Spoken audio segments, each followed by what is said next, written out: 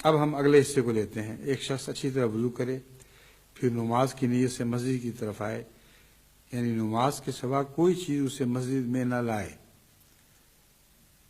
یہ ایک ایسا مسئلہ ہے جس میں ہمیں خصوصیت سے توجہ کرنی چاہیے، کیونکہ بہت سے لوگ ہیں جو میٹنگز کے لیے مسجد میں آتے ہیں، یہاں بھی اور جرمنی میں بھی اور دوسری جگہ بھی۔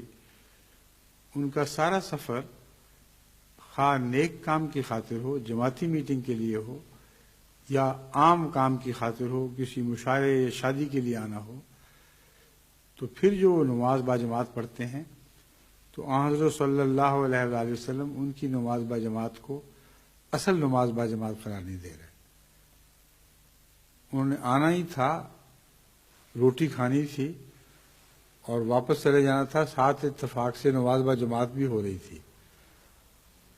اس میں اگر کوئی شامل نہیں ہوگا تو بالکل ہی بے حیا ہوگا۔ جو نماز پڑھتے دیکھ رہے ہیں لوگوں کو تو پھر وہ کہے گا چلو نماز پڑھ کے چلے جاتے ہیں، مگر اس کی اگر اتنی ہی نمازیں ہوں ساری عمر کی، جو کسی اور غرض سے مسجد پہنچا ہو اور وہاں نماز پڑھ لی ہو اور پھر کبھی بھی نہ آئے، تو اس کو فکر کرنی چاہیے۔ ایسے لوگوں کو میری نصیحت ہے کہ کبھی کبھی اس عادت کو توڑنے کی خاطر خالص نماز کی خاطر مسجد آیا کریں۔ اور دوسرا یہ کہ ان کو تو ہم نے پہچانا ہے اس مسجد میں، ان دعوت ولیمہ میں شامل ہونے والوں کی نمازوں کو پہچان نہ ہو تو ان کے ارد گرد اگر کوئی مسجد ہو وہاں سے پہچانے۔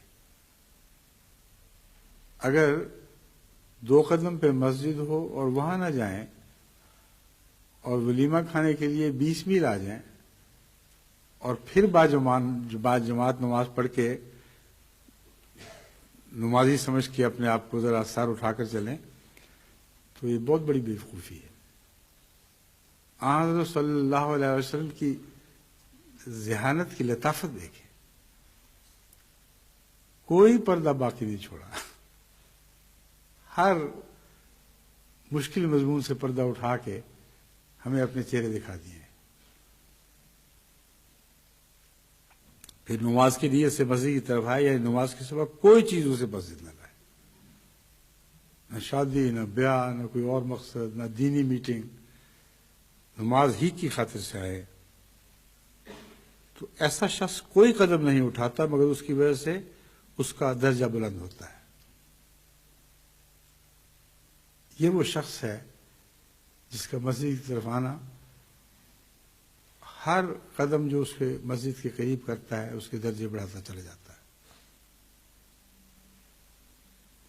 یہاں تک کہ وہ مسجد میں جا پہنچتا ہے۔ پھر جب تک وہ نماز کی خاطر مسجد میں بیٹھا رہتا ہے گویا نماز ہی میں مصروف سمجھا جاتا ہے۔ کئی دفعہ بعض مجبوریوں سے نماز باجماعت دیر سے پڑھانی پڑتی ہے، تو وہ لوگ جو مسجد میں بیٹھے ہوئے ہیں وہ یہ نہ سمجھیں کہ ان کا وقت ضائع ہو رہا ہے۔ اگر نماز کے انتظار میں بیٹھے ہوئے ہیں تو وہ اللہ کے نزدیک گویا نماز میں مصروف ہیں، اور بظاہر عبادت نہیں کر رہے مگر ان کا تمام عرصہ مسجد میں موجود رہنا ان کے حق میں ایک عبادت کے طور پر لکھا جاتا ہے۔ اور فرشتے اس پر درود بھیجتے ہیں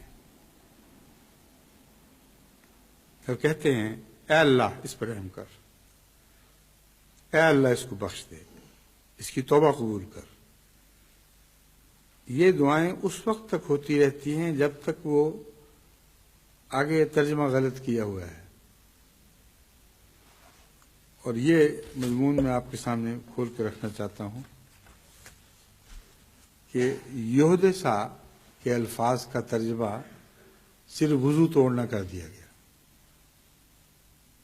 بالکل غلط ہے۔ اس مضمون سے اس کا کوئی تعلق ہی نہیں۔ اس وقت تک اس کے حق میں دعائیں قبول ہوتی ہیں جب تک وضو نہ ٹوٹ جائے۔ اس بیچارے کا کیا قصور؟ اگر اتفاق سے وضو ٹوٹ جائے تو دعائیں مقبول ہونی بند ہو گئی؟ ترجمہ کرنے والے یہ بات سوچتے نہیں۔ اگر وہ ڈکشنری اٹھاتے کوئی اچھی سی، اس میں لفظ احدث یحدث کا مضمون پڑھتے تو صاف بات کھل جاتی کہ ہر وہ حرکت جو نامناسب ہو، جو خدا کی طرف سے توجہ پھیر دے، وہ احداث ہے. اور گناہ بھی اس میں شامل ہیں، گناہ کے خیالات بھی اس میں شامل ہیں. بس یودیسا کا مطلب یہ ہے کہ بظاہر وہ مسجد میں بیٹھا ہوا ہے عبادت کے انتظار میں، مگر بعض ایسی باتیں کرتا ہے جو احداث کا مضمون رکھتی ہیں. اگر وہ باتیں شروع کر دیتا کسی سے اور ارد گرد بیٹھے ہوئے لوگوں کے ذکر الہی میں مخل ہو جاتا ہے، تو اس کے حق میں فرشتوں کی یہ دعائیں کیوں قبول ہوں گی کہ اللہ اس کو بخش دے، اللہ اس کی توبہ قبول کر. تو یودیسا کا جو اصل مضمون عربی لغت سے ملتا ہے وہ یہ مضمون ہے جس نے سارا مسئلہ حل کر دیا. ورنہ ایک بہت ہی عجیب سی بات دکھائی دیتی کہ مسجد میں لوگ نعوذ باللہ من ذالک ہوائیں چھوڑ رہے ہیں اور اسی وقت ان کے متعلق دعائیں ختم ہو گئیں. ہوائیں مسجد میں چھوڑنا بھی احداث کا ایک حصہ ہے. یعنی انسان کا فرض ہے کہ مسجد میں کوئی بدبو نہ پھیلائے جس سے لوگوں کو تکلیف پہنچے. اگر اسے اٹھ کے باہر جانا ہے تو اسے باہر جانا چاہیے. لیکن یودیسا کا وہ یہ مطلب نہیں ہے جو عام ترجمے میں ملتا ہے. یودیسا کا مطلب ہے وہ ایسی نامناسب بات کرے جو اسے اللہ سے دور کرنے والی ہو. جب وہ ایسی نامناسب بات کرے گا تو فرشتوں کی دعائیں اس کے حق میں مقبول ہونی بند ہو جائیں گی.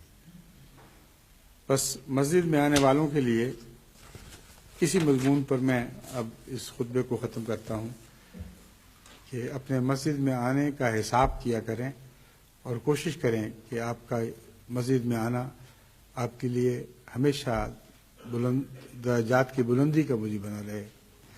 مسجد میں بیٹھنا بھی درجات کی بلندی کا موجب بنے.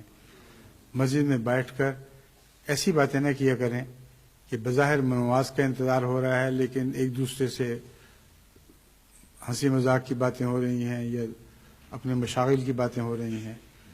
وہ سارا ثواب ضائع کر دیں گی.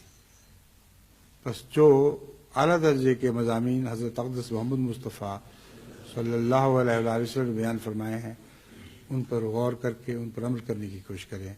اللہ ہمیں اس کی توفیق عطا فرمائے.